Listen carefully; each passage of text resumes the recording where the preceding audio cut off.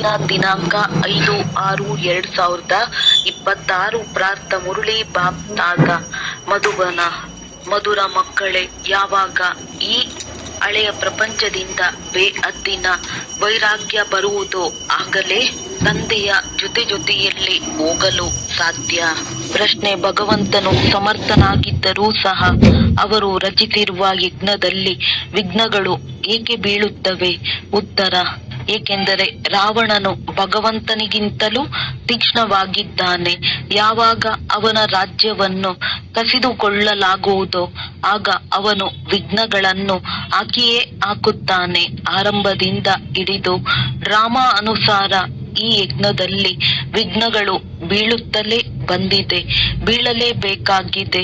ನಾವು ಪತಿತ ಪ್ರಪಂಚದಿಂದ ಪಾವನ ಪ್ರಪಂಚಕ್ಕೆ ವರ್ಗಾಯಿತರಾಗುತ್ತಿದ್ದೇವೆ ಅಂದ ಮೇಲೆ ಅವಶ್ಯವಾಗಿ ಪತಿತ ಮನುಷ್ಯರು ವಿಘ್ನಗಳನ್ನು ಹಾಕುತ್ತಾರೆ.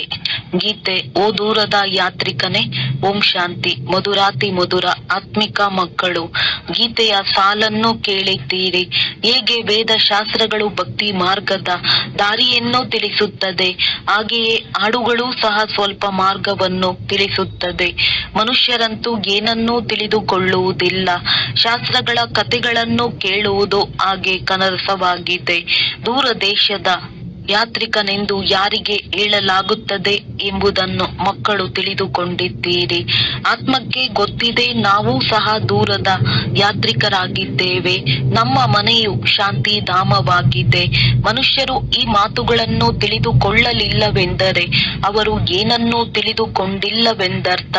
ತಂದೆಯನ್ನು ತಿಳಿಯದೇ ಇರುವ ಕಾರಣ ಸೃಷ್ಟಿ ಚಕ್ರವನ್ನೂ ಸಹ ಯಾರೂ ತಿಳಿದುಕೊಳ್ಳುವುದಿಲ್ಲ. ಇದನ್ನು ಆತ್ಮವು ತಿಳಿದುಕೊಳ್ಳುತ್ತದೆ. ಶಿವ ತಂದೆಯು ಹೇಳುತ್ತಾರೆ, ನಾನು ತಾತ್ಕಾಲಕ್ಕಾಗಿ ಜೀವಾತ್ಮನಾಗುತ್ತೇನೆ, ನೀವು ಸ್ಥಿರವಾಗಿ ಜೀವಾತ್ಮರಾಗುತ್ತೀರಿ. ನಾನು ಕೇವಲ ಸಂಗಮದಲ್ಲಿಯೇ ಸ್ವಲ್ಪ ಸಮಯಕ್ಕಾಗಿ ಜೀವಾತ್ಮನಾಗಿದ್ದೇನೆ. ನಾನು ನಿಮ್ಮ ತರಹ ಆಗುವುದಿಲ್ಲ. ನಾನು ನನ್ನ ಪರಿಚಯ ಕೊಡಲು ಈ ಜೀವದಲ್ಲಿ ಪ್ರವೇಶ ಮಾಡುತ್ತೇನೆ. ಇಲ್ಲವಾದರೆ ನಿಮಗೆ ಹೇಗೆ ಪರಿಚಯ ಕೊಡಲಿ? ತಂದೆಯು ತಿಳಿಸುತ್ತಾರೆ, ಆತ್ಮಿಕ ತಂದೆಯು ಒಬ್ಬರೇ ಆಗಿದ್ದಾರೆ. ಅವರಿಗೆ ಶಿವ ತಂದೆ ಅಥವಾ ಭಗವಂತನೆಂದು ಹೇಳುತ್ತಾರೆ. ಮತ್ಯಾರೂ ತಿಳಿದುಕೊಂಡಿಲ್ಲ. ಇದರಲ್ಲಿ ಪವಿತ್ರತೆಯದು ಬಂಧನವಿದೆ. ಮನುಷ್ಯರ ಲೆಕ್ಕದಲ್ಲಿ ತಮ್ಮನ್ನು ಆತ್ಮನೆಂದು ತಿಳಿಯುವುದೇ ಅತಿ ದೊಡ್ಡ ಬಂಧನವಾಗಿದೆ. ಯಾವ ದೂರದ ಯಾತ್ರಿಕ ಪತಿತ ಪಾವನನನ್ನು ಭಕ್ತಿ ಮಾರ್ಗದಲ್ಲಿ ನೆನಪು ಮಾಡುತ್ತಾರೆ, ಆ ಆತ್ಮಿಕ ತಂದೆಯು ತಿಳಿಸುತ್ತಾರೆ, ನಾನು ಎಲ್ಲರನ್ನೂ ಕರೆದುಕೊಂಡು ಹೋಗುತ್ತೇನೆ, ಯಾರನ್ನು ಬಿಟ್ಟು ಹೋಗುವುದಿಲ್ಲ. ಎಲ್ಲರೂ ಹಿಂತಿರುಗಿ ಹೋಗಲೇಬೇಕಾಗಿದೆ. ಪ್ರಳಯವಾಗುವುದಿಲ್ಲ. ಭಾರತ ಖಂಡವಂತೂ ಇದ್ದೇ ಇದೆ. ಭಾರತ ಖಂಡವು ಎಂದು ವಿನಾಶವಾಗುವುದಿಲ್ಲ. ಸತ್ಯಯುಗದ ಆದಿಯಲ್ಲಿ ಕೇವಲ ಭಾರತ ಖಂಡವೇ ಇರುತ್ತದೆ. ಕಲ್ಪದ ಸಂಗಮದಲ್ಲಿ ತಂದೆಯು ಬಂದಾಗ ಆದಿ ಸನಾತನ ದೇವಿ ದೇವತಾ ಧರ್ಮವನ್ನು ಸ್ಥಾಪನೆ ಮಾಡಲಾಗುತ್ತದೆ. ಉಳಿದೆಲ್ಲ ಧರ್ಮಗಳು ವಿನಾಶವಾಗುವವು. ನೀವು ಸಹ ಆದಿ ಸನಾತನ ದೇವಿ ದೇವತಾ ಧರ್ಮವನ್ನು ಸ್ಥಾಪನೆ ಮಾಡುವುದರಲ್ಲಿ ಸಹಯೋಗ ನೀಡುತ್ತಿದ್ದೀರಿ. ಗೀತೆಯನ್ನು ಕೇಳಿದ್ದೀರಿ. ಬಾಬಾ ನಮ್ಮನ್ನು ಸಹ ಜೊತೆ ಕರೆದುಕೊಂಡು ಹೋಗಿ ಎಂದು ಹೇಳುತ್ತಾರೆ. ಆದರೆ ತಂದೆಯು ತಿಳಿಸುತ್ತಾರೆ, ಎಲ್ಲಿಯವರೆಗೂ ಹಳೆಯ ಪ್ರಪಂಚದೊಂದಿಗೆ ವೈರಾಗ್ಯ ಬರುವುದಿಲ್ಲವೋ ಅಲ್ಲಿಯವರೆಗೆ ಯಾರನ್ನೂ ಜೊತೆ ಕರೆದುಕೊಂಡು ಹೋಗಲು ಸಾಧ್ಯವಿಲ್ಲ. ಹೊಸ ಮನೆಯು ತಯಾರಾದಾಗ ಹಳೆಯದರೊಂದಿಗೆ ಪ್ರೀತಿಯು ಹೊರಟು ಹೋಗುತ್ತದೆ. ನೀವು ಸಹ ತಿಳಿದುಕೊಂಡಿದ್ದೀರಿ, ಈ ಹಳೆಯ ಪ್ರಪಂಚವು ಸಮಾಪ್ತಿಯಾಗುವುದು. ಈಗ ಹೊಸ ಪ್ರಪಂಚದಲ್ಲಿ ಹೋಗಬೇಕಾಗಿದೆ.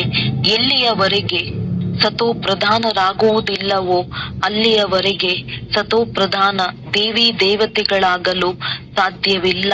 ಆದ್ದರಿಂದ ತಂದೆಯು ಪದೇ ಪದೇ ತಿಳಿಸುತ್ತಾರೆ, ತಮ್ಮನ್ನು ಆತ್ಮನೆಂದು ತಿಳಿದು ತಂದೆಯನ್ನು ನೆನಪು ಮಾಡುತ್ತಾ ಇರಿ. ಸದ್ಗತಿ ಕೊಡುವಂತಹ ದೂರದ ಯಾತ್ರಿಕನು ಬಂದಿದ್ದಾರೆ. ಅವರನ್ನು ಪ್ರಪಂಚದವರು ತಿಳಿದುಕೊಂಡಿಲ್ಲ. ಅವರಿಗೆ ಸರ್ವವ್ಯಾಪಿ ಎಂದು ಹೇಳಿಬಿಟ್ಟಿದ್ದಾರೆ. ಈಗ ನೀವು ಮಕ್ಕಳು ನಂಬರ್ ವಾರ್ ಪುರುಷಾರ್ಥದನುಸಾರ ತಿಳಿದುಕೊಂಡಿದ್ದೀರಿ. ನಾವು ಶಿವ ತಂದೆಯ ಸಂತಾನರಾಗಿದ್ದೇವೆ. ಮಧುಬನಕ್ಕೆ ಬಂದಾಗಲೂ ಸಹ ನಾವು ಬಾಪ್ ದಾದಾರವರ ಬಳಿ ಹೋಗುತ್ತೇವೆಂದು ತಿಳಿಯುತ್ತಾರೆ. ಅಂದ ಮೇಲೆ ಇದು ಪರಿವಾರವಾಯಿತು. ಇದು ಈಶ್ವರಿಯ ಪರಿವಾರವಾಗಿದೆ. ಯಾರಿಗೆ ಬಹಳ ಮಂದಿ ಮಕ್ಕಳಿರುವರೋ ಅವರದ್ದು ಬಹಳ ದೊಡ್ಡ ಪರಿವರ್ತನೆಯಾಗಿ ಬಿಡುತ್ತದೆ. ಶಿವ ತಂದೆಗೂ ಸಹ ಯಾವ ಬಿಕೆ ಸಹೋದರಿಯರಿದ್ದಾರೆಯೋ ಇವರದ್ದು ಸಹ ಬಹಳ ದೊಡ್ಡ ಪರಿವರ್ತನೆಯಾಗುತ್ತದೆ. ಬ್ರಹ್ಮ ಕುಮಾರ ಕುಮಾರಿಯರೆಲ್ಲರೂ ತಿಳಿದುಕೊಂಡಿದ್ದೀರಿ. ನಾವು ಬೇಅದ್ದಿನ ತಂದೆಯಿಂದ ಆಸ್ತಿಯನ್ನು ತೆಗೆದುಕೊಳ್ಳುತ್ತೇವೆ. ಶಾಸ್ತ್ರಗಳಲ್ಲಿ ಪಾಂಡವರು ಮತ್ತು ಕೌರವರು ಜೂಜಾಟವನ್ನು ಆಡಿದರು, ಅದರ ರಾಜ್ಯವನ್ನೇ ಪಣವಾಗಿ ಇಟ್ಟರು ಎಂದು ತೋರಿಸುತ್ತಾರೆ. ಈಗ ರಾಜ್ಯವು ಕೌರವರಿಗೂ ಇಲ್ಲ, ಪಾಂಡವರಿಗೂ ಇಲ್ಲ, ಕಿರೀಟ ಇತ್ಯಾದಿಗಳೂ ಇಲ್ಲ. ಅವರನ್ನು ನಗರದಿಂದಲೇ ಹೊರಗೆ ಕಳುಹಿಸಲಾಯಿತು. ಆಯುಧಗಳನ್ನು ತೆಗೆದುಕೊಂಡು ಹೋಗಿ ಒಂದು ಕಡೆ ಬಚ್ಚಿಟ್ಟರು ಎಂದು ತೋರಿಸುತ್ತಾರೆ. ಇವೆಲ್ಲವೂ ದಂತಕಥೆಗಳಾಗಿವೆ. ಪಾಂಡವರ ರಾಜ್ಯವಾಗಲಿ ಕೌರವರ ರಾಜ್ಯವಾಗಲಿ ಇಲ್ಲ. ಅವರ ಪರಸ್ಪರ ಯುದ್ಧವು ನಡೆಯಲಿಲ್ಲ. ರಾಜರ ನಡುವೆ ಯುದ್ಧವಾಗುತ್ತದೆ. ಇವರಂತೂ ಸಹೋದರರಾಗಿದ್ದಾರೆ. ಕೌರವರು ಮತ್ತು ಯಾದವರ ಯುದ್ಧವಾಯಿತು. ಬಾಕಿ ಸಹೋದರರು ಒಬ್ಬರು ಇನ್ನೊಬ್ಬರನ್ನು ಹೇಗೆ ಸಮಾಪ್ತಿ ಮಾಡುವರು?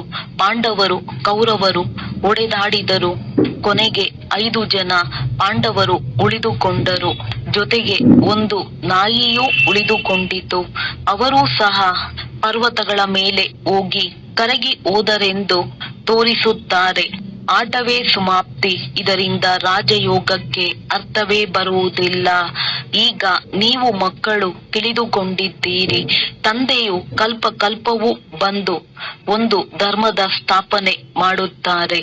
ಏ ಪತಿತ ಪಾವನ ತಂದೆಯೇ, ಬಂದು ಪತಿತರಿಂದ ಪಾವನರನ್ನಾಗಿ ಮಾಡಿ ಎಂದು ಅವರನ್ನೇ ಕರೆಯುತ್ತಾರೆ.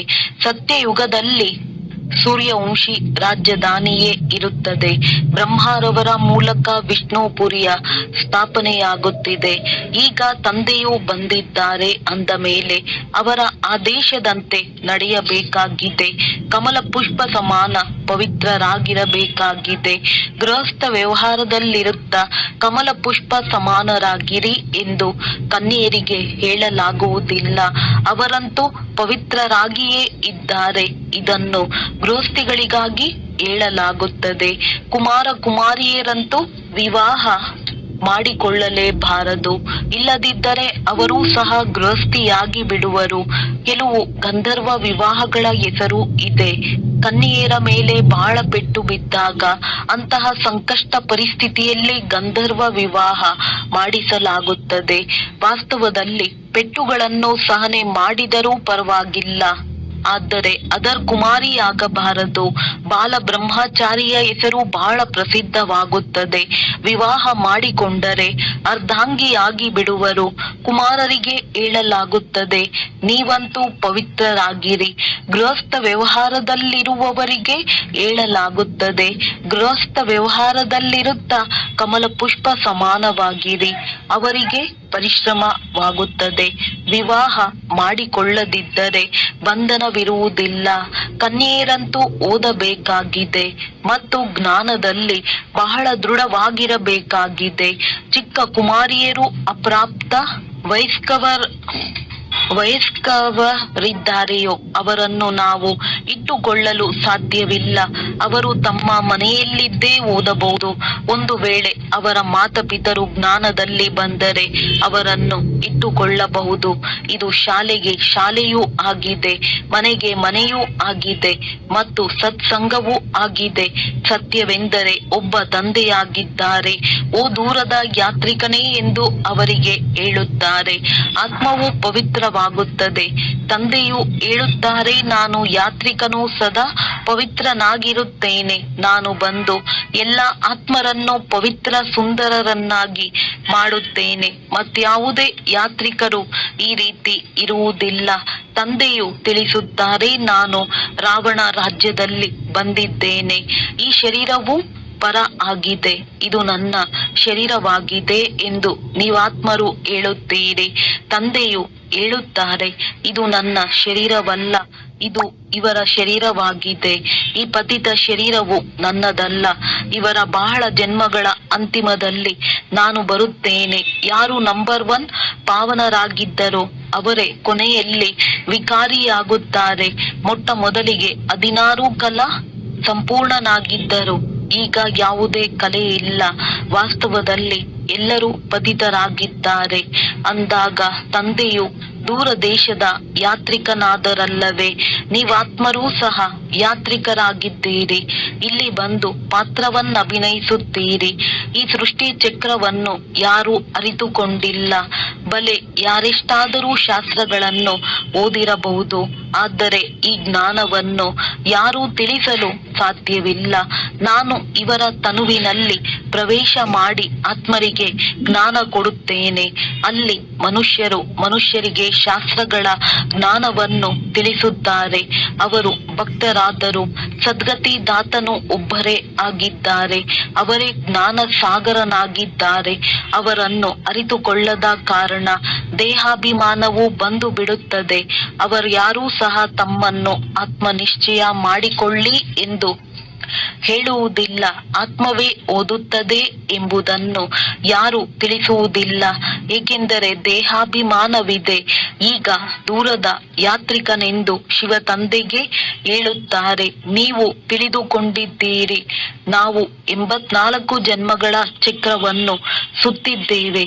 ತಂದೆಯು ಹೇಳುತ್ತಾರೆ, 5000 ವರ್ಷಗಳ ಮೊದಲು ಸಹ ತಿಳಿಸಿದ್ದೆವು. ಮಕ್ಕಳೇ, ನೀವು ತಮ್ಮ ಜನ್ಮಗಳನ್ನು ಅರಿತುಕೊಂಡಿಲ್ಲ, ನಾನು ಅರಿತಿದ್ದೇನೆ. ಗೀತೆಯಲ್ಲಿ ಹಿಟ್ಟಿನಲ್ಲಿ ಉಪ್ಪಿನಷ್ಟು ಕೆಲವೊಂದು ಮಾತುಗಳು ಸರಿಯಾಗಿದೆ. ಅದೇ ಗೀತಾ ಭಾಗ, ಅದೇ ಮಹಾಭಾರತ ಯುದ್ಧ, ಅದೇ ಮನ್ಮನಾಭವ ಮಧ್ಯಾಜೀಭವದ ಜ್ಞಾನವಾಗಿದೆ. ನನ್ನೊಬ್ಬನನ್ನೇ ನೆನಪು ಮಾಡಿ. ಯುದ್ಧವೂ ಸಹ ಅವಶ್ಯವಾಗಿ ಆಯಿತು. ಪಾಂಡವರ ವಿಜಯವಾಯಿತು. ವಿಷ್ಣುವಿನ ವಿಜಯ ಮಾಲೆಯ ಗಾಯನವೂ ಇದೆ. ಪಾಂಡವರು ಪರ್ವತಗಳ ಮೇಲೆ ಕರಗಿ ಹೋದರೆಂದು ಶಾಸ್ತ್ರಗಳಲ್ಲಿ ತೋರಿಸಿದ್ದಾರೆ. ಅಂದ ಮೇಲೆ ಮಾಲೆಯು ಎಲ್ಲಿ ಆಯಿತು? ಈಗ ನೀವು ತಿಳಿದುಕೊಂಡಿದ್ದೀರಿ. ವಿಷ್ಣುವಿನ ಮಾಲೆಯಾಗಲು ನಾವಿಲ್ಲಿ ಬಂದಿದ್ದೇವೆ. ಪತಿತ ಪಾವನ ತಂದೆಯೂ ಮೇಲಿದ್ದಾರೆ. ಅವರ ನೆನಪಾರ್ಥವೂ ಬೇಕಲ್ಲವೇ? ಭಕ್ತಿ ಮಾರ್ಗದಲ್ಲಿ ನೆನಪಾರ್ಥದ ಗಾಯನವಾಗುತ್ತದೆ. ಕೆಲವರದ್ದು 8ರ ಮಾಲೆ, ಕೆಲವರದ್ದು 108ರ ಮಾಲೆ ಮತ್ತು 16,108ರ ಮಾಲೆಯನ್ನು ಮಾಡಿದ್ದಾರೆ. ನಿಮ್ಮ ಏರುವ ಕಲೆಯಿಂದ ಸರ್ವರ ಉನ್ನತಿಯಾಗುವುದೆಂದು ಆಡುತ್ತಾರೆ. ನೀವೀಗ ತಿಳಿದುಕೊಂಡಿದ್ದೀರಿ, ನಮ್ಮದು ಏರುವ ಕಲೆಯಾಗಿದೆ. ನಾವು ನಮ್ಮ ಸುಖಧಾಮಕ್ಕೆ ಹೋಗುತ್ತೇವೆ. ಅಲ್ಲಿಂದ ಮತ್ತೆ ಕೆಳಗಡೆ ಹೇಗೆ ಇಳಿಯುತ್ತೇವೆ? 84 ಜನ್ಮಗಳನ್ನು ಹೇಗೆ ತೆಗೆದುಕೊಳ್ಳುತ್ತೇವೆ? ಇದೆಲ್ಲ ಜ್ಞಾನವು ನಿಮ್ಮ ಬುದ್ಧಿಯಲ್ಲಿದೆ. ಈ ಜ್ಞಾನವನ್ನು ಮರೆಯಬಾರದು. ನಮ್ಮೆಲ್ಲ ದುಃಖವನ್ನು ದೂರ ಮಾಡಲು, ಶಾಪವನ್ನು ಕಳೆದು ಸುಖದ ಆಸ್ತಿಯನ್ನು ಕೊಡಲು ತಂದೆಯು ಬಂದಿದ್ದಾರೆ. ರಾವಣನ ಶಾಪದಿಂದ ಎಲ್ಲರಿಗೆ ದುಃಖವಾಗುತ್ತದೆ. ಆದ್ದರಿಂದ ಈಗ ತಂದೆ ಮತ್ತು ಆಸ್ತಿಯನ್ನು ನೆನಪು ಮಾಡಬೇಕಾಗಿದೆ. ನೀವು ತಿಳಿದುಕೊಂಡಿದ್ದೀರಿ, ಸೂರ್ಯವಂಶೀಯರೇ ಭಾರತದಲ್ಲಿ ರಾಜ್ಯ ಮಾಡಿದ್ದೆವು. ಶಿವ ತಂದೆಯು ಭಾರತದಲ್ಲಿಯೇ ಬರುತ್ತಾರೆ. ಭಾರತವೇ ಸ್ವರ್ಗವಾಗಿತ್ತು. ಇದನ್ನು ಪದೇ ಪದೇ ಬುದ್ಧಿಯಲ್ಲಿ ನೆನಪು ಮಾಡಿಕೊಳ್ಳಬೇಕಾಗಿದೆ. ಯಾರು 84 ಜನ್ಮಗಳ ಚಕ್ರವನ್ನು ಸುತ್ತಿರುವುದಿಲ್ಲವೋ ಅವರು ಧಾರಣೆ ಮಾಡುವುದಿಲ್ಲ, ಅನ್ಯರಿಗೂ ಮಾಡಿಸುವುದಿಲ್ಲ. ಅಂತವರು 84 ಜನ್ಮಗಳನ್ನು ತೆಗೆದುಕೊಂಡಿಲ್ಲವೆಂದು ತಿಳಿಯಲಾಗುವುದು. ಅವರು ತಡವಾಗಿ ಬರುತ್ತಾರೆ, ಸ್ವರ್ಗದಲ್ಲಿ ಬರುವುದಿಲ್ಲ. ಮೊಟ್ಟ ಮೊದಲಿಗೆ ಹೋಗುವುದು ಒಳ್ಳೆಯದಲ್ಲವೇ? ಹೊಸ ಮನೆಯನ್ನು ಕಟ್ಟಿಸಿದಾಗ ಮೊದಲು ತಾವಿರುತ್ತಾರೆ, ನಂತರ ಬಾಡಿಗೆಗೆ ಕೊಡುತ್ತಾರೆ. ಅಂದ ಮೇಲೆ ಅದು ಸಹ ಮಧ್ಯಮ ದರ್ಜೆಯದಾಯಿತಲ್ಲವೇ? ಸತ್ಯಯುಗವು ಹೊಸ ಪ್ರಪಂಚವಾಗಿದೆ. ತ್ರೇತಾಯುಗಕ್ಕೆ ಮಧ್ಯಮದ ದರ್ಜೆಯದು ಎಂದು ಹೇಳಲಾಗುತ್ತದೆ. ಆದ್ದರಿಂದ ಈಗ ಬುದ್ಧಿಯಲ್ಲಿ ಬರುತ್ತದೆ, ನಾವು ಸ್ವರ್ಗ ಹೊಸ ಪ್ರಪಂಚದಲ್ಲಿ ಹೋಗಬೇಕು. ಪುರುಷಾರ್ಥ ಮಾಡಬೇಕಾಗಿದೆ. ಪ್ರಜೆಗಳು ಸಹ ತಯಾರಾಗುತ್ತಾ ಹೋಗುವರು. ಮಾಲೆಯಲ್ಲಿ ಯಾರು ಯಾರು ಪೋಣಿಸಲ್ಪಡುತ್ತಾರೆಂದು ನಿಮಗೆ ಅರ್ಥವಾಗುತ್ತಾ ಹೋಗುವುದು. ಒಂದು ವೇಳೆ ಯಾರಿಗಾದರೂ ನೀವು ಮಾಲೆಯಲ್ಲಿ ಬರುವುದಿಲ್ಲವೆಂದು ಹೇಳಿಬಿಟ್ಟರೆ ಅವರಿಗೆ ಹೃದಯಘಾತವಾಗಿ ಬಿಡುವುದು. ಆದ್ದರಿಂದ ಪುರುಷಾರ್ಥ ಮಾಡಿ ಎಂದು ಹೇಳಲಾಗುತ್ತದೆ. ತಮ್ಮನ್ನು ಪರಿಶೀಲನೆ ಮಾಡಿಕೊಳ್ಳಿ. ನಮ್ಮ ಬುದ್ಧಿಯೋಗವು ಅಲೆಯುತ್ತಿಲ್ಲವೇ? ಶಿವ ತಂದೆಯೊಂದಿಗೆ ನಿಮ್ಮದ್ದು ಎಷ್ಟೊಂದು ಪ್ರೀತಿಯುಂಟಾಗುತ್ತಾ ಹೋಗುತ್ತದೆ. ನಾವು ಬಾಪ್ ದಾದಾರವರ ಬಳಿ ಹೋಗುತ್ತೀವೆಂದು ಹೇಳುತ್ತಾರೆ. ಶಿವ ತಂದೆಯಿಂದ ದಾದಾರವರ ಮೂಲಕ ಆಸ್ತಿಯನ್ನು ತೆಗೆದುಕೊಳ್ಳಲು ಹೋಗುತ್ತೀರಿ. ಇಂತಹ ತಂದೆಯ ಬಳಿಗಂತೂ ಬಹಳಷ್ಟು ಬಾರಿ ಹೋಗಬೇಕು. ಆದರೆ ಗೃಹಸ್ಥ ವ್ಯವಹಾರವನ್ನು ಸಂಭಾಲನೆ ಮಾಡಬೇಕಾಗಿದೆ. ಬಲೆ ಬಹಳ ಧನವಂತರಿದ್ದಾರೆ, ಆದರೆ ಅವರಿಗೆ ಬಿಡುವಿಲ್ಲ, ಪೂರ್ಣ ನಿಶ್ಚಯವಿಲ್ಲ. ಇಲ್ಲವಾದರೆ ತಿಂಗಳು 2 ತಿಂಗಳಿನ ನಂತರವಾಗಲೇ ಬಂದು ರಿಫ್ರೆಶ್ ಆಗುವರು. ಅವರಿಗೆ ಪದೇ ಪದೇ ತಂದೆಯ ಕಡೆ ಸೆಳೆತವಾಗುವುದು. ಸೂಜಿಯ ಮೇಲೆ ತುಕ್ಕು ಹಿಡಿದಿದ್ದರೆ ಅಯಸ್ಕಾಂತವು ಅದನ್ನು ಸೆಳೆಯುವುದಿಲ್ಲ. ಯಾರಿಗೆ ತಂದೆಯ ಜೊತೆ ಸಂಪೂರ್ಣ ಯೋಗವಿರುವುದೋ ಅವರಿಗೆ ಕೂಡಲೇ ಆಕರ್ಷಣೆಯಾಗುತ್ತದೆ. ಓಡೋಡಿ ಬರುತ್ತಾರೆ. ಎಷ್ಟು ತುಕ್ಕು ಕಳೆಯುತ್ತಾ ಹೋಗುವುದು ಅಷ್ಟು ಆಕರ್ಷಣೆಯಾಗುವುದು. ನಾವು ಅಯಸ್ಕಾಂತದೊಂದಿಗೆ ಮಿಲನ ಮಾಡಬೇಕು ಎಂದು ನೀವು ಪ್ರೀತಿಯನ್ನಾದರೂ ಮಾಡಿ, ತಿರಸ್ಕಾರವನ್ನಾದರೂ ಮಾಡಿ, ನಾವು ನಿಮ್ಮ ದ್ವಾರವನ್ನು ಬಿಟ್ಟು ಹೋಗುವುದಿಲ್ಲವೆಂದು ಗೀತೆ ಇದೆ. ಆದರೆ ಆ ಸ್ಥಿತಿಯು ಕೊನೆಯಲ್ಲಿಯೇ ಇರುವುದು. ಪೂರ್ಣ ತುಕ್ಕು ಇಳಿದಿದ್ದಾಗ ಆ ಸ್ಥಿತಿಯು ಬರುವುದು. ತಂದೆಯು ತಿಳಿಸುತ್ತಾರೆ, ಏ ಆತ್ಮಗಳೇ, ಮನ್ಮನಾಭವ ಬಲೆ ಗೃಹಸ್ಥ ವ್ಯವಹಾರದಲ್ಲಿರಿ. ಇಲ್ಲಿಗೆ ಓಡಿ ಬಂದು ಕುಳಿತು ಬಿಡುವಂತಿಲ್ಲ. ಸಾಗರನ ಬಳಿ ಮೋಡಗಳು ರಿಫ್ರೆಶ್ ಆಗಲು ಬರಬೇಕಾಗಿದೆ, ಮತ್ತೆ ಸೇವಾರ್ಥವಾಗಿ ಹೋಗಬೇಕಾಗಿದೆ.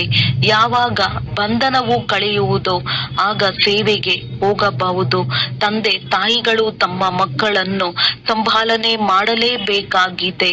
ತಂದೆಯ ನೆನಪಿನಲ್ಲಿರಬೇಕು, ಪವಿತ್ರರಾಗಬೇಕಾಗಿದೆ. ತಂದೆಯು ತಿಳಿಸುತ್ತಾರೆ, ಯಜ್ಞದಲ್ಲಿ ಅನೇಕ ಪ್ರಕಾರದ ವಿಘ್ನಗಳು ಬರುತ್ತವೆ. ಈಶ್ವರನು ಸಮರ್ಥನಾಗಿದ್ದಾರೆ, ಆದರೂ ವಿಘ್ನಗಳೇಕೆ ಎಂದು ಕೇಳುತ್ತಾರೆ. ರಾವಣನು ಭಗವಂತನಿಗಿಂತಲೂ ತೀಕ್ಷ್ಣವಾಗಿದ್ದಾನೆ ಎಂಬುದು ಮನುಷ್ಯರಿಗೆ ತಿಳಿದಿಲ್ಲ. ಈಗ ಅವನಿಂದ ರಾಜ್ಯವನ್ನು ಹಿಂತೆಗೆದುಕೊಳ್ಳಲಾಗುತ್ತದೆ. ಆದ್ದರಿಂದ ಅನೇಕ ಪ್ರಕಾರದ ವಿಘ್ನಗಳು ಬೀಳುತ್ತಿರುತ್ತವೆ. ಡ್ರಾಮಾ ಪ್ಲಾನ್ ಅನುಸಾರ ಕಲ್ಪದ ನಂತರವೂ ಈ ವಿಘ್ನಗಳು ಬರುತ್ತವೆ. ಆರಂಭದಿಂದಲೂ ಪತಿತರ ವಿಘ್ನಗಳು ಬೀಳುತ್ತಿವೆ. ಶಾಸ್ತ್ರಗಳಲ್ಲಿಯೂ ಬರೆದಿದ್ದಾರೆ, ಕೃಷ್ಣನಿಗೆ 16,108 ಮಂದಿ ಪಟ್ಟದ ರಾಣಿಯರಿದ್ದರು. ಸರ್ಪವು ಕಚ್ಚಿತು, ರಾಮನ ಸೀತೆಯ ಅಪಹರಣವಾಯಿತು. ಆದರೆ ಸ್ವರ್ಗದಲ್ಲಿ ರಾವಣನೆಲ್ಲಿಂದ ಬಂದನು? ಬಹಳಷ್ಟು ಅಸತ್ಯವಿದೆ. ವಿಕಾರವಿಲ್ಲದೆ ಹೇಗೆ ಮಕ್ಕಳಾಗುವರು ಎಂದು ಕೇಳುತ್ತಾರೆ. ಅವರಿಗೆ ತಿಳಿದೇ ಇಲ್ಲ. ಯಾರು ಆಸ್ತಿಯನ್ನು ಪಡೆಯುವವರಿದ್ದಾರೆಯೋ ಅವರೇ ಬಂದು ತಿಳಿದುಕೊಳ್ಳುತ್ತಾರೆ. ಆದ್ದರಿಂದ ಈ ಜ್ಞಾನ ಯಜ್ಞದಲ್ಲಿ ಅಸುರರ ವಿಘ್ನಗಳು ಬೀಳುತ್ತವೆ. ಪತಿತರಿಗೆ ಅಸುರರೆಂದು ಹೇಳಲಾಗುತ್ತದೆ. ರಾವಣ ಸಂಪ್ರದಾಯವಾಗಿದೆ. ನೀವೀಗ ಸಂಗಮದಲ್ಲಿದ್ದೀರಿ. ರಾವಣ ರಾಜ್ಯದಿಂದ ದೂರ ಸರಿದಿದ್ದೀರಿ. ಆದರೂ ಸಹ ಅದರ ಸ್ವಲ್ಪ ಪ್ರಭಾವವಾದರೂ ಬೀರುತ್ತದೆ. ನಾವೀಗ ಹೋಗುತ್ತಿದ್ದೇವೆಂದು ಬುದ್ಧಿಯಲ್ಲಿ ಜ್ಞಾನವಿದೆ. ಇಲ್ಲಿಯೇ ಕುಳಿತಿದ್ದೀರಿ, ಆದರೆ ಬುದ್ಧಿಯಲ್ಲಿ ಹೋಗಬೇಕೆಂಬ ಸ್ಮೃತಿ ಇದೆ. ಇಲ್ಲಿಯೇ ಕುಳಿತಿದ್ದರೂ ಸಹ ಇದರಿಂದ ನಿಮಗೆ ವೈರಾಗ್ಯವಿದೆ. ಇದು ಚೀಚಿ ಪ್ರಪಂಚ ಸ್ಮಶಾನವಾಗಲಿದೆ. ಭಿನ್ನ ಭಿನ್ನ ಮಾತುಗಳಿಂದ ತಿಳಿಸಲಾಗುತ್ತದೆ. ವಾಸ್ತವದಲ್ಲಿ ಒಂದೇ ಮಾತಾಗಿದೆ. ಮನ್ಮನಾಭವ ಬಾಬಾ, ನಾವು ಬಂಧನದಲ್ಲಿದ್ದೇವೆಂದು ಎಷ್ಟೊಂದು ಮಂದಿಯ ಪತ್ರಗಳು ಬರುತ್ತವೆ. ಒಬ್ಬ ದ್ರೌಪದಿ ಇರಲಿಲ್ಲ, ಸಾವಿರಾರು ಮಂದಿ ಇದ್ದಾರೆ. ನೀವೀಗ ಪತಿತ ಪ್ರಪಂಚದಿಂದ ಪಾವನ ಪ್ರಪಂಚಕ್ಕೆ ಹೋಗುತ್ತಿದ್ದೀರಿ. ಯಾರು ಕಲ್ಪದ ಹಿಂದೆ ಹೂವಾಗಿದ್ದರೋ ಅವರೇ ಬರುತ್ತಾರೆ. ಭಗವಂತನ ಉದೋಟವು ಇಲ್ಲಿಯೇ ಸ್ಥಾಪನೆಯಾಗುವುದು. ಕೆಲವರು ಇಂತಿಂತಹ ಒಳ್ಳೊಳ್ಳೆಯ ಹೂಗಳಾಗಿದ್ದಾರೆ. ಅವರನ್ನು ನೋಡುತ್ತಿದ್ದಂತೆಯೇ ಬಹಳ ತೃಪ್ತಿಯಾಗುತ್ತದೆ. ಹೆಸರೇ ಇದೆ ಹೂಗಳ ರಾಜ ಎಂದು. 5 ದಿನಗಳವರೆಗೆ ಇಟ್ಟಿದ್ದರೂ ಸಹ ಅರಳಿರುತ್ತದೆ, ಸುಗಂಧ ಬೀರುತ್ತಾ ಇರುತ್ತದೆ. ಇಲ್ಲಿಯೂ ಸಹ ಯಾರು ತಂದೆಯನ್ನು ನೆನಪು ಮಾಡುತ್ತಾರೆ ಮತ್ತು ನೆನಪು ತರಿಸುತ್ತಾರೆಯೋ ಅವರ ಸುಗಂಧ ಹರಡುತ್ತದೆ, ಸದಾ ಖುಷಿಯಾಗಿರುತ್ತಾರೆ. ಇಂತಹ ಮಧುರಾತಿ ಮಧುರ ಮಕ್ಕಳನ್ನು ನೋಡಿ ತಂದೆಯು ಹರ್ಷಿತರಾಗುತ್ತಾರೆ. ಅವರ ಮುಂದೆ ತಂದೆಯ ಜ್ಞಾನದ ನೃತ್ಯವು ಬಹಳ ಚೆನ್ನಾಗಿ ನಡೆಯುತ್ತದೆ. ಒಳ್ಳೆಯದು. ಮಧುರಾತಿ ಮಧುರ ಅಗಲಿ ಹೋಗಿ ಮರಳಿ ಸಿಕ್ಕಿರುವ ಮಕ್ಕಳ ಪ್ರತಿ ಮಾತ್ಪಿತಾ ಬಾಪ್ ದಾದಾರವರ ನೆನಪು, ಪ್ರೀತಿ ಹಾಗೂ ಸುಪ್ರಭಾತ. ಆತ್ಮಿಕ ಮಕ್ಕಳಿಗೆ ಆತ್ಮಿಕ ತಂದೆಯ ನಮಸ್ತೆ. ಧಾರಣೆಗಾಗಿ ಮುಖ್ಯ ಸಾರ: ಜ್ಞಾನ ಮತ್ತು ಯೋಗದಲ್ಲಿ ಶಕ್ತಿಶಾಲಿಯಾಗಬೇಕಾಗಿದೆ. ಒಂದು ವೇಳೆ ಯಾವುದೇ ಬಂಧನವಿಲ್ಲದಿದ್ದರೆ ಮತ್ತೆಂದು ಬಂಧನಗಳಲ್ಲಿ ಮರೆತೂ ಕೂಡ ಹೋಗಿ ಸಿಲುಕಬಾರದು. ಬಾಲ ಬ್ರಹ್ಮಚಾರಿಯಾಗಿರಬೇಕಾಗಿದೆ. ಈಗ ನಮ್ಮದು ಏರುವ ಕಲೆಯಾಗಿದೆ. ತಂದೆಯು ನಮ್ಮ ಎಲ್ಲ ದುಃಖವನ್ನು ದೂರ ಮಾಡಲು ಶಾಪವನ್ನು ಕಳೆದು ಆಸ್ತಿಯನ್ನು ಕೊಡಲು ಬಂದಿದ್ದಾರೆ. ತಂದೆ ಮತ್ತು ಆಸ್ತಿಯನ್ನು ನೆನಪು ಮಾಡಿ ಅಪಾರ ಖುಷಿಯಲ್ಲಿರಬೇಕಾಗಿದೆ. ಪರಿಶೀಲನೆ ಮಾಡಿಕೊಳ್ಳಿ. ನಮ್ಮ ಬುದ್ಧಿಯೋಗವು ಎಲ್ಲಿಯೂ ಅಲೆದಾಡುತ್ತಿಲ್ಲವೇ? ವರದಾನ: ಸಮಾವೇಶ ಮಾಡಿಕೊಳ್ಳುವ ಹಾಗೂ ಧೈರ್ಯ ಶಕ್ತಿಯ ಮೂಲಕ ಸೇವೆಯಲ್ಲಿ ಸಫಲತೆಯನ್ನು ಪ್ರಾಪ್ತಿ ಮಾಡಿಕೊಳ್ಳುವಂತಹ ಆತ್ಮಿಕ ಸೇವಾದಾರಿ ಭವ. ಆತ್ಮಿಕ ಸೇವಾದಾರಿಗಳಲ್ಲಿ ಸೇವೆಯ ಹೊರತು ಮತ್ತೇನೂ ತೋಚುವುದಿಲ್ಲ. ಅವರು ಮನಸ ವಾಚ ಕರ್ಮಣ ಸೇವೆಯಿಂದ 1 ಸೆಕೆಂಡಿಗೂ ವಿಶ್ರಾಂತಿ ಪಡೆಯುವುದಿಲ್ಲ. ಆದ್ದರಿಂದ ಸಮರ್ಥರು ಆಗಿಬಿಡುತ್ತಾರೆ. ಅಂತವರು ಸೇವೆಗಳಲ್ಲಿ ಸಫಲತೆಯನ್ನು ಪ್ರಾಪ್ತಿ ಮಾಡಿಕೊಳ್ಳುವುದಕ್ಕಾಗಿ ಸದಾ ಇದೇ ಸ್ಲೋಗನ್ ನೆನಪಿನಲ್ಲಿ ಇಟ್ಟುಕೊಳ್ಳುತ್ತಾರೆ: ಸಮಾವೇಶ ಮಾಡಿಕೊಳ್ಳುವುದು ಹಾಗೂ ಧೈರ್ಯವಾಗಿ ಇರುವುದೇ ನಮ್ಮ ಲಕ್ಷ್ಯವಾಗಿದೆ. ಅವರು ತನ್ನ ಹಳೆಯ ಸಂಸ್ಕಾರಗಳನ್ನು ಸಮಾವೇಶ ಮಾಡಿಕೊಳ್ಳುತ್ತಾರೆ ಹಾಗೂ ಮಾಯೆಯೊಂದಿಗೆ ಧೈರ್ಯವಾಗಿ ಎದುರಿಸುತ್ತಾರೆಯೇ ಹೊರತು ದೈವಿ ಪರಿವಾರದವರೊಂದಿಗೆ ಅಲ್ಲ. ಇಂತಹ ಮಕ್ಕಳು ಯಾರು ಜ್ಞಾನಪೂರ್ಣರಾಗಿ ಇರುವುದರ ಜೊತೆ ಶಕ್ತಿಶಾಲಿಗಳು ಆಗಿದ್ದಾರೆಯೋ ಅವರಿಗೆ ಹೇಳಲಾಗುತ್ತದೆ ಆತ್ಮಿಕ ಸೇವಾದಾರಿ. ಸ್ಲೋಗನ್: ಚಿಕ್ಕ ಮಾತನ್ನು ದೊಡ್ಡದನ್ನಾಗಿ ಮಾಡದಿರಿ, ವಾತಾವರಣವನ್ನು ಶಕ್ತಿಶಾಲಿಗೊಳಿಸಿರಿ. ಅವ್ಯಕ್ತ ಸೂಚನೆಗಳು: ಸದಾ ಹರ್ಷಿತರಾಗಿರಲು ತಮ್ಮ ಸ್ವಭಾವವನ್ನು ಸರಳ ಮಾಡಿಕೊಳ್ಳಿರಿ, ಸಹನಶೀಲರಾಗಿರಿ. ಪ್ರಪಂಚದಲ್ಲಿ ಜನ ಬದುಕಿದ್ದರೂ ಸಹ ಹತಾಶದ ಚಿತೆಯಲ್ಲಿ ಕುಳಿತಿದ್ದಾರೆ. ಇಂತಹ ಆತ್ಮರನ್ನು ಮರುಜೀವ ಮಾಡಿ ಹೊಸ ಜೀವನದ ದಾನ ಕೊಡಿ. ತಮ್ಮ ಖುಷಿಯ ಅದೃಷ್ಟ ಹರ್ಷಿತ ಮುಖ ಚೆಹರೆ ಮೂಲಕ ಅವರಲ್ಲಿ ಮಾನವ ಜೀವನದಲ್ಲಿ ಬದುಕುವುದನ್ನು ಕಲಿಸಿ. ನಿಮ್ಮನ್ನು ನೋಡಿ ಅವರಲ್ಲಿ ಸಾಹಸ, ಉಮಂಗ, ಉತ್ಸಾಹ ಬರಲಿ. ಇದಕ್ಕಾಗಿ ತಮ್ಮ ಸ್ವಭಾವವನ್ನು ಸರಳ ಮಾಡಿಕೊಳ್ಳಿ ಮತ್ತು ಸದಾ ಕಮಲ ಸಮಾನ ಸ್ಥಿತಿಯ ಆಸನದಲ್ಲಿ ಡಬಲ್ ಲೈಟ್ ಸ್ಥಿತಿಯಲ್ಲಿ ಸ್ಥಿತರಾಗಿರಿ. ಒಳ್ಳೆಯದು. ಓಂ ಶಾಂತಿ.